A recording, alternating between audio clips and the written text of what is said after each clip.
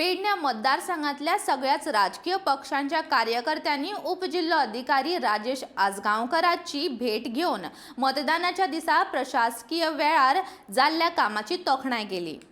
तशेंच ताणे सरकारी अधिकाऱ्यांचे उपकार आटयले।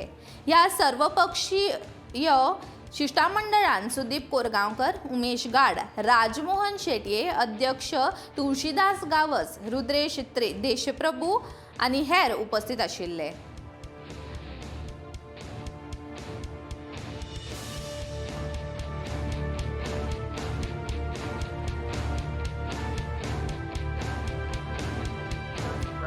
विधानसभाची निवडणूक शांततेने पार पडली। आज आम्ही राजकारण बाजूक ठेवून सर्व पक्षीय असे कार्यकर्ते आज आम्ही उपजिल्हाधिकारी अंकापूर यांची भेट घेतली, कारण ही निवडणूक असा ती शांततेने पार पडलेली असा।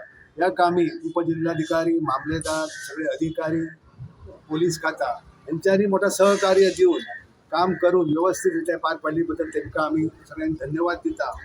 आणि आम्ही सगळे राजकारण बाजूक ठेवून सगळे एकत्रित येऊन पेडण्याच्या विकासासाठी आणि सगळ्यांनी हातभार लावला। धन्यवाद। आणि पेडणेकरांनी पुढे वयतलो तो निवडक आमदार आसतलो तो पेडणेकरांचो आसतलो, तो कोणाचो वयत एकट्याचोच आसतलो। पूण आमी जो एकठांय कित्याक येयले की शेवटी आमी एक पेडणेकार, आमी जे राजकारणायज करता ते पेडणेसाठी करता, पेडणेकारासाठी करता।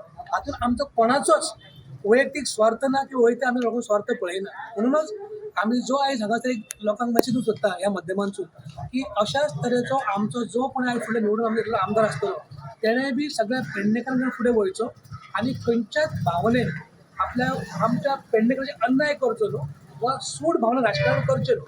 हो आमचो एकच उद्देश आसलो की आमी सगळे एकठांय येवन ह्या माध्यमांतून आमी आमच्या आरोपी आयदन थँक्यू दिवंक म्हटलें। तशेंच आमी सगळे एकठांय रावन पेडणे हितासाठी सगळे वावरतले। आनी फाल्यां सकाळी जर समजा पेडण्यासाठी वा पेडणे अन्याय झालो तर आमी त्याच पक्षान एकठांय येवन त्याच्यावर आमी वांगडा एकठांय आमी त्याच्या सगळे त्याच्या आमी लढोवपाक करता। इतलें आमी सांगूंक सोदता।